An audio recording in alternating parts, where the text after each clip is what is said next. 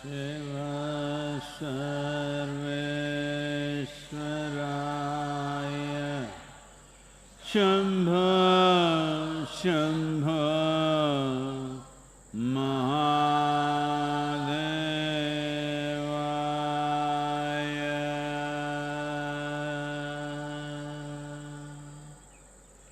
Yoga Yoga Yogeshwaraya Bhuta Bhuta Bhuteshwaraya Kala Kala Kaleshwaraya Shiva Shiva Sarveshwaraya Shambho Shambho Mahadevaya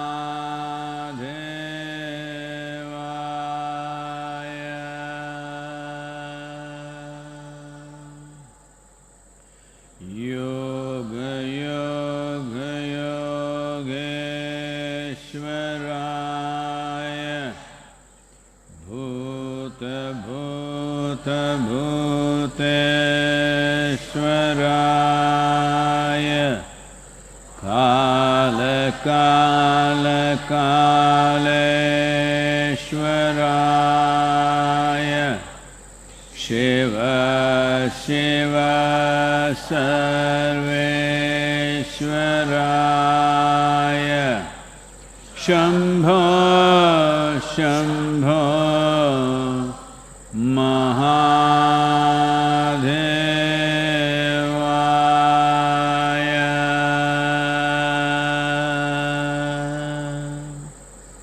Yoga Yoga Yogeshwaraya Bhuta Bhuta Bhuteshwaraya Kala Kala Kaleshwaraya Shiva Shiva Sarveshwaraya Shambho Shambho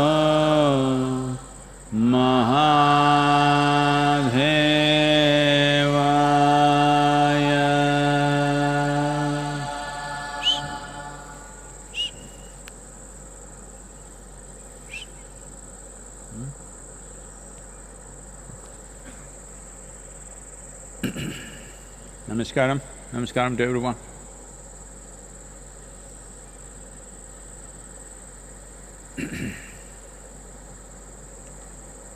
So, suppose you were in school. Suppose you were in school, summer vacations, you went home, 14th April, you were supposed to go back to school, but the school said, the vacation extends for one more month. Would you celebrate or cry about it? I'm sure you would celebrate. Well, most probably we are heading into that situation just now. Yesterday's celebration was just to pep you up so that you are ready.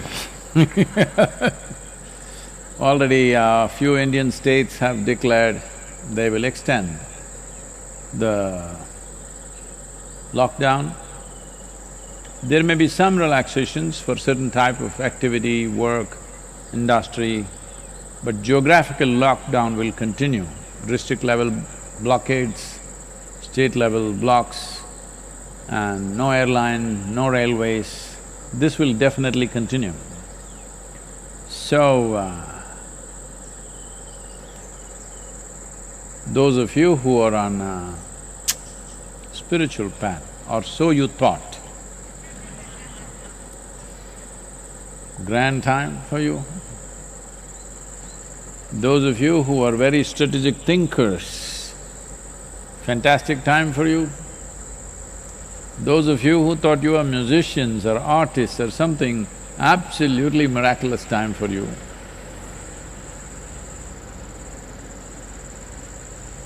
Those of you who thought you were actually students, genuine, I mean to say, not that you're going to school or college, I mean to say you're a real student, you want to learn.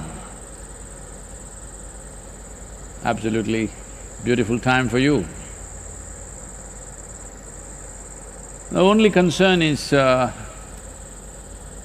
those who are at the bottom end of the economic structure, what will happen to them. That's why in this region we are stepping out and seeing what to do. Many of our young volunteers, even today a batch left, they were there to see me just now. They're leaving the ashram, they're leaving the yoga center. That means they won't be able to come back. Till everything is over, and when they come back, they will go into anywhere between 14 to 28 days of quarantine. So it's a self-exile that they're taking this step to serve the rural society around us. We bow down to their commitment.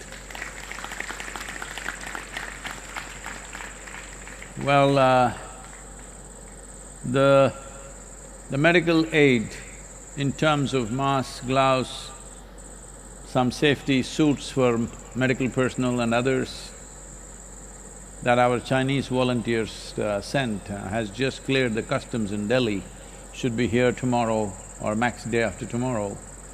So those things are happening, but the biggest challenge is going to be to provide pharmaceutical medicines that may become necessary large scale. Above all, to provide nourishment for those people who have no ability to find nourishment unless they have employment. 3 weeks, they've crossed their limit of managing with their own resources already, the pressure is on. So, we've already started that work, but this will go on increasing, the pressure, the financial pressure on us. In the last 2 days, many of you have contributed in a big way and supported us. We look forward to a continued support because this is going to continue for some more time. This is not over very soon. This lockdown is a way of preempting. Many people are asking these questions, nobody is sick, why are they doing this lockdown? My business is going, my work is going, I can't take a walk, I can't smoke, I can't drink, what is this? Well, this is preemptive action, you need to understand. Maybe if you have lived a compulsive life, you don't understand what is preemptive action. Anybody who is successful in their business, in their life in various ways, always take preemptive action. They don't wait for problems to overwhelm them and then take action. They take action before problems come. That is the significance of being human. All other creatures will deal with their problems after it hits them. Human beings are supposed to foresee problems and preempt them. This happened. Shankaran Pillai was in New York, not now, before the virus. Right now, New York is a bad place to be. Unfortunately, the numbers… today's numbers are bad. The last 24 hours, nearly 1,200 deaths in America, United States of America. Crossed 9,600. Spain, 223 in a day. Italy still going strong. 525 deaths in 24 hours. France, 518. UK, 621. While India, 32. India has the lowest number of deaths per million population. I think the lockdown has made a big difference, but now to really tighten the lockdown in such a way that it actually works, because if one rat scurries away, That one rat is enough to infect a whole population. So, but rats are not the carriers. It's human beings. But there are some people who are in a certain mode. But Shankaran Pillai was in New York City. And he went into a very expensive restaurant, pulled out a $20 bill and tried to give it to the waiter, "You keep this." The waiter said, "What, you want a table to be booked? You can go and book straight away. You don't have to give me this money."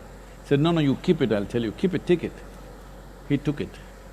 Then he said, "I don't need a table. Later in the evening, I'm coming here with my new girlfriend. When I come here, you say, 'No tables available.' I will take her to a cheaper restaurant. But keep the $20. Just say that tables are just not available today." Preemptive action.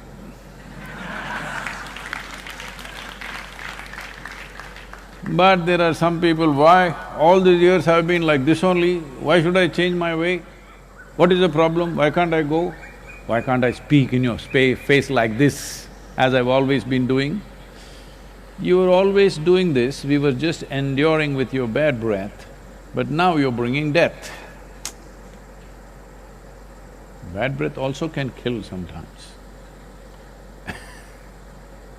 Now this is a good time to change your civilization, that you don't spit in each other's face and talk.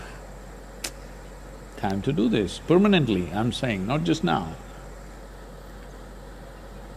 It's a time to change many things, but this is how I've been doing, is a problem. A man was driving in Tennessee. This happens sometimes in Tennessee. And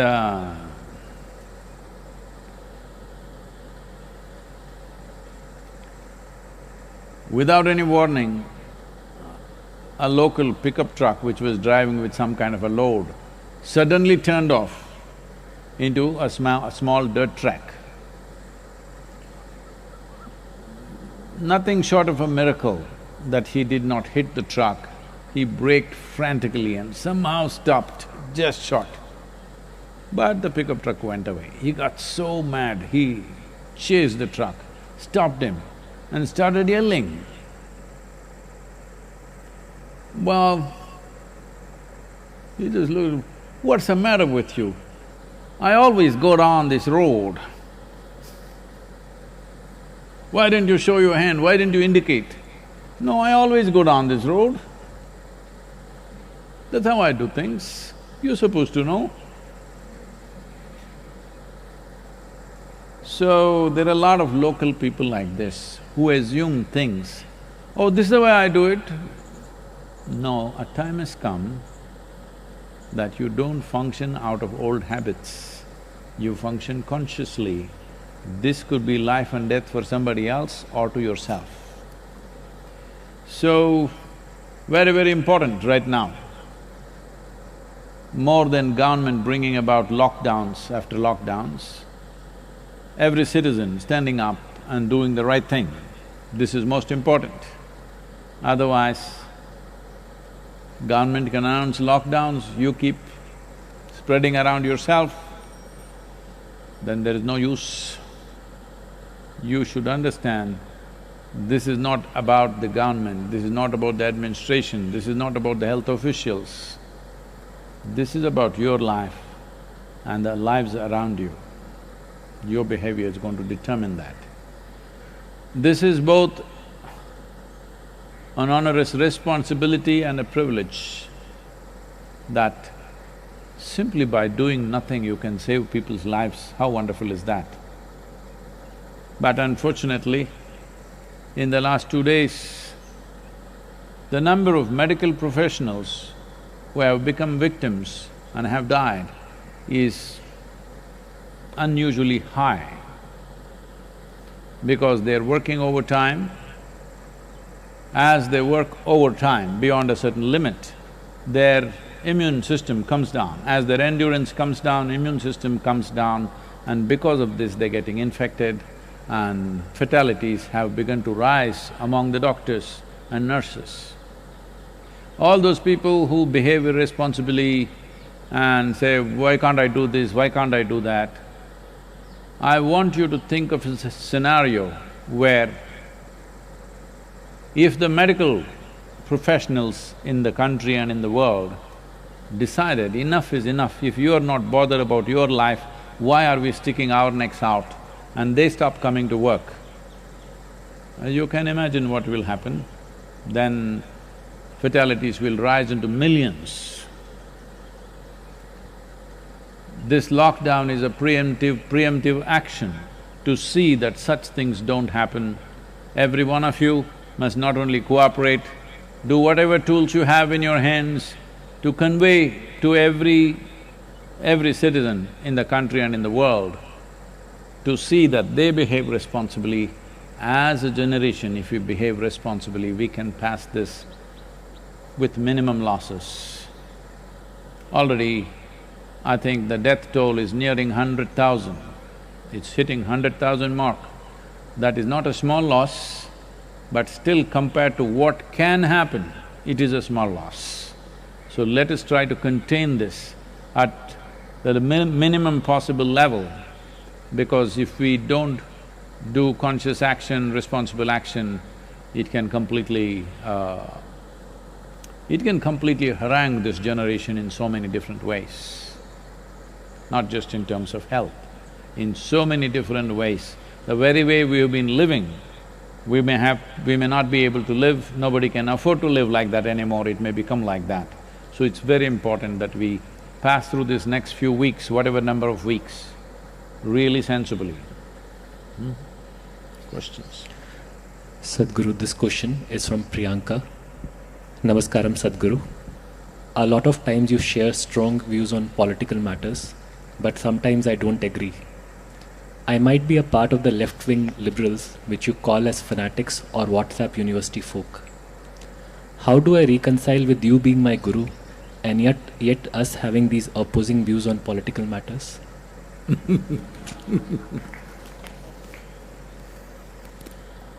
I'm far more left than you imagine.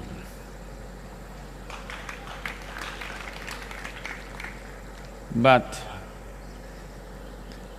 I'm not crazy left, where you will make sure people are left out of all development and all possibilities. If that is your idea of left, that is not my idea of left. My idea of left is a more fair and just administration. I just said more fair and just. There is no such thing as absolutely fair and just society, there's no such thing anywhere. It's never happened till now at least. Even people used to refer, Mahatma Gandhi used to continuously refer to Ramarajya as the just and fair society. Even there, I'm sure Rama's wife, Sita herself felt, this is very unfair, what's happening to me all her life. I'm sure his children absolutely felt it's absolutely unfair what's been done to them. And I'm sure at many points in his life, Rama himself felt it's unfair what's being done to him. So there has never been an absolutely fair society or an absolutely just society. But largely, most of the things are happening in a fair manner, that at least people may not be equal, at least people have equal opportunity. That's all we can create. Having said that, Priyanka, I want to tell you, I have never expressed a political opinion. If I express my political opinions, you will faint. So I have never expressed. I only pointed out a few facts. If you do not distinguish between what are facts and what are opinions, then there is a huge problem. If you believe that your opinion is much more sacred than people's will in a democratic society, then you have a fundamental problem. you're looking for a total revolution. Total revolution in today's world also means total annihilation. These ideas of armed revolutions are from 19th century and early 20th century. Time for those revolutions are over, considering just the weaponry that we have today. If the revolutionaries get the weapons and the forces get the weapons, all that'll happen is destruction and death.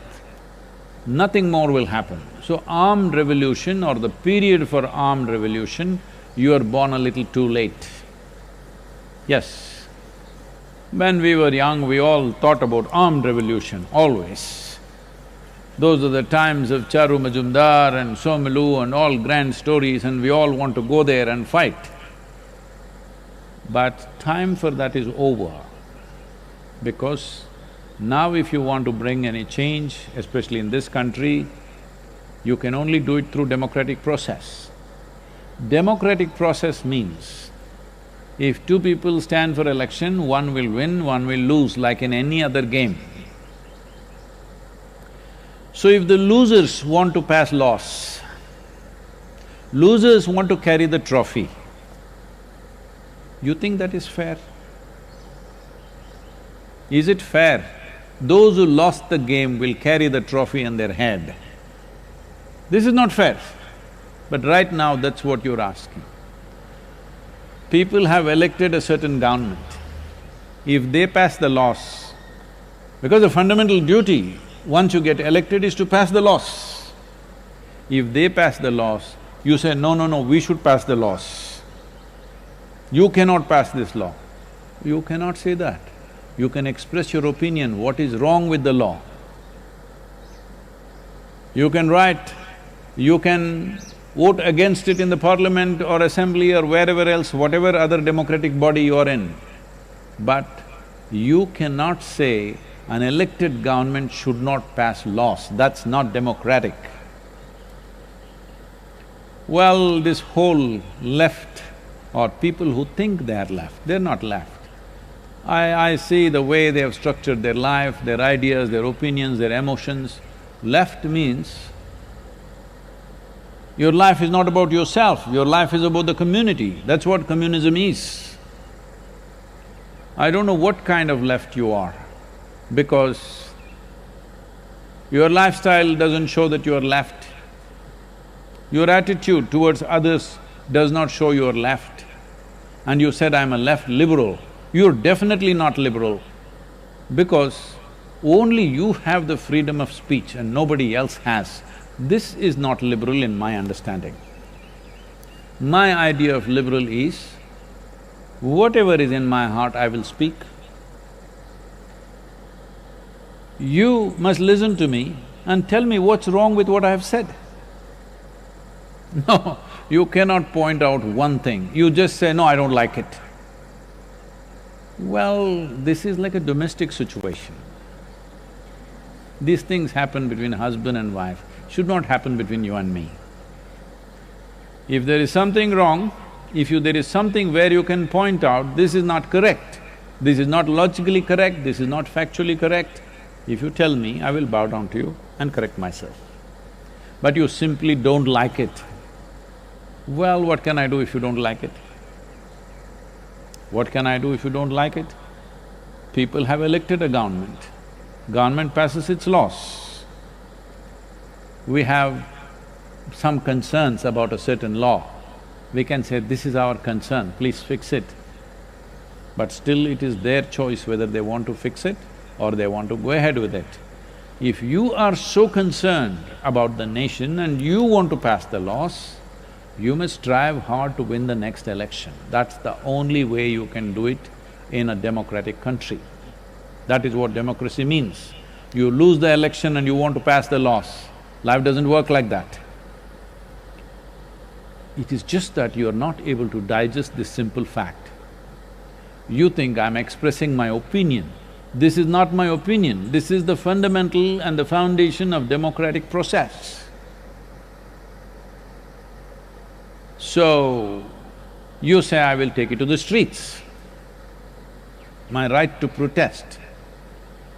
You have right to protest, for sure, but you have no right to disrupt even one citizen's life. You have no right to block the road, you have no right to block the highway, you have no right to cut off the water or electricity or whatever else that you're doing. You have no right to disrupt anybody's life. You have right to protest. You must ask for permission, find an area, sit there and protest. You have no right even to use a microphone and blast it into my home. You have no right.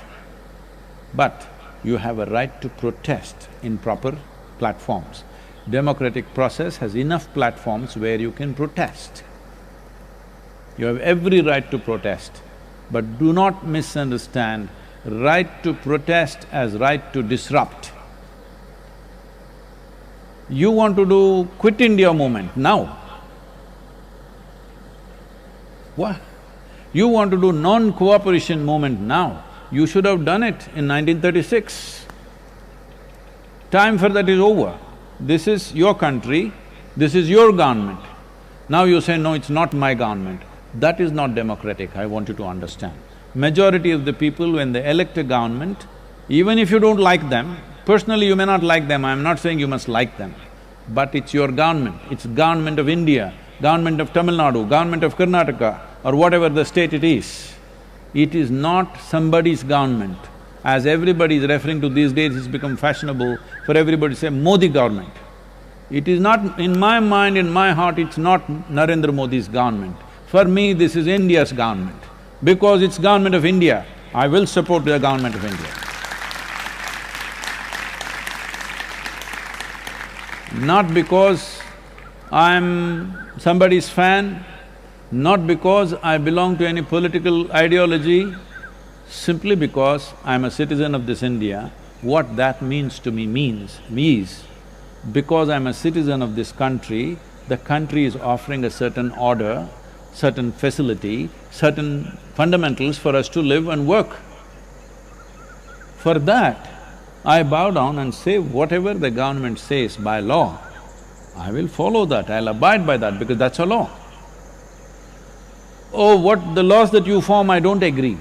If you don't agree, there is a Supreme Court or a court where you can go. If it's in any way illegal, it'll get knocked down. But if it's legal and you still don't like it, you must win the next election. That's the only way.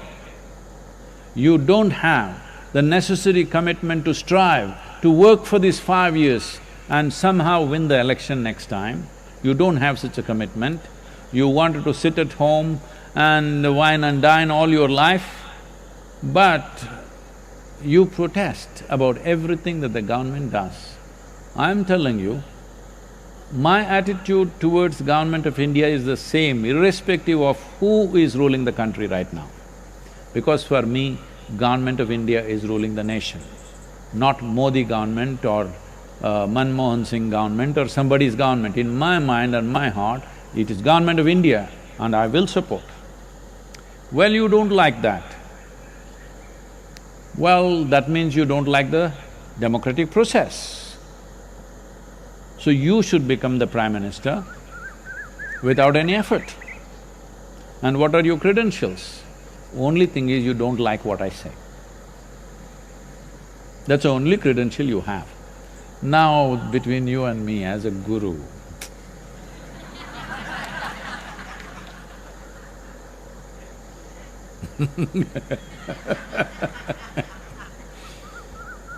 you must listen carefully. This happened, a group of friends went to a restaurant. They were all together, boisterous, you know. They were good friends in college, they've not met each other for a long time, 5-6 years, now they come together, they're all together. Then they saw live music was going on, somebody was playing an instrument. It looked vaguely familiar. All of them knew what it is, but they couldn't figure out the name. So they called the waiter and said, "Can you go and find out what is he playing?" So waiter went, came back and said, "It's a violin."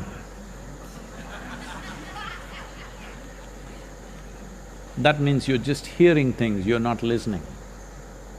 If you genuinely listen, then you will understand I've never expressed one opinion about anything because I've never formed one in my mind. If I see something, I say this is a fact right now, this may have this kind of consequence. Right now, well, if I say probably we need some more lockdown, this is not my opinion. There are enough facts supporting that, but still it's a decision we should take, measuring various realities, whether it's going to work for us or work against us, can we afford it or not, this is a decision we take. If we decide for lockdown or if we decide against it, both will not be a perfect decision, this we already know. But it's a judgment. No judgment is perfect. But weighing things according to our priorities, we arrive at a judgment. If you think that is my opinion, that suppose I say more weeks of lockdown, oh, this is your opinion, we don't like it. This is not my opinion. Removing the lockdown is one option, extending the lockdown another option. We have to weigh losses and profits of this, pros and cons of this and arrive at something. It is always a compromise. How much compromise? There always can be a debate. What I think, you may think it's not so, but this is not about me concretizing opinions about anything, especially about the nebulous political happenings in the country. Very difficult for anybody to form an opinion, but I want you to understand this. I've lived my life with great discipline not to form opinions about anybody around me. Those people who've been around me for 25 years, I still don't have an opinion about them. I still look at them fresh as they are today. They have been many things to me. Many pluses, few minuses, there have been many things to me. But today if I see them as they are. Based on that, what evolves out of that situation evolves. This takes a lot of discipline and inner work to not arrive at any opinion. So when it comes to the spiritual dimension with me and you must listen, not hear. If I ask you what is playing, you say violin, you think I thought it's a piano or something? So, anyway, I don't know how left you are, I'm seriously left. Because, see, the yoga center is a commune, in a way it's a communist arrangement. Nobody is asking how much do you have. Nobody is asking you what is your religion, what is your caste, where do you come from, who is your father. I don't even care if you don't have one. No, just in case you're one of them. Even if you're that, we will just treat you like we treat everybody else. In case you rise and show some special qualities, we will honor that also. But otherwise, even if you came from above, we still treat you the same. If this is not left, what else is? This is absolute left. I don't think you are living like that. I'm sure you're living in your own home, talking left philosophy. But if somebody asks you to give away your phone to somebody who doesn't have one, not give away, alternate days, share it with your neighbor, because after all, you're a party member maybe. Try and see. Here we do such things very effortlessly. So, don't get into this thing and somehow you come onto the spiritual path, stay on the track. Don't go left and fall off, or don't go right and fall off. I hope you don't think I'm right.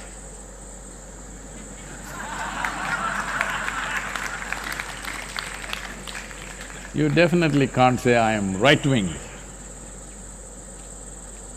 It takes two wings to fly. I have both the wings. I flap as it is necessary.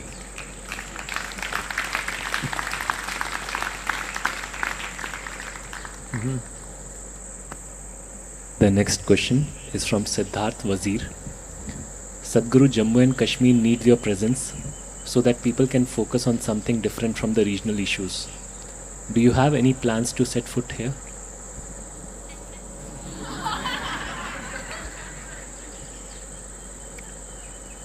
Well, I have no issues with Jammu and Kashmir. People have been inviting me to come and golf in the Srinagar golf course. Some of the army officers said, Sadhguru, you come, we will provide you all the security. And I said, no, I don't want to come where 25 people have to walk around trying to take care of my security. I don't want to do that to you. When everything is fine, I will come. Right now you go there, a whole lot of people are going there because they are interested in a photo op.